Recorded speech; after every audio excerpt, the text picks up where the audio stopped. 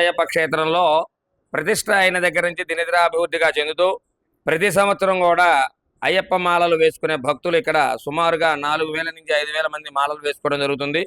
తర్వాత ప్రతి నెలలో కూడా అయ్యప్ప స్వామి వారికి ప్రత్యేకంగా ఉత్తరా నక్షత్ర సందర్భంగా ప్రత్యేక అభిషేకాలు పూజలు నిర్వహించడం జరుగుతుంది.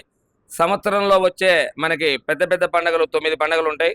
9 పండుగలకు కూడా అయ్యప్ప స్వామి వారికి పంచామృత సహిత ఫలరసాభిషేకాలతో అభిషేకాలు నిర్వహించడం, ప్రత్యేక పూల అలంకరణతో వచ్చిన భక్తులకి దర్శనము, తీర్థప్రసాద వినియోగాలు నిర్వహించడం జరుగుతుంది.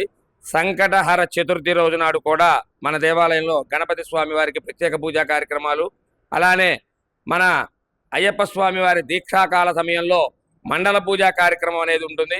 నవంబర్ 16వ తారీఖు నుంచి డిసెంబర్ 26వ తారీఖు వరకు కూడా మాల ధరించిన అయ్యప్పలకి ఉచితంగా అన్నదాన కార్యక్రమాన్ని ఏర్పాటు చేసింది. ఆ సమయంలో ఎంతమంది అయ్యప్పలు వచ్చినా సరే లేదనకుండా అన్న సంతర్పణ కార్యక్రమాన్ని దేవాలయ కమిటీ వారి చేతిగా నిర్వహించడం జరుగుతుంది.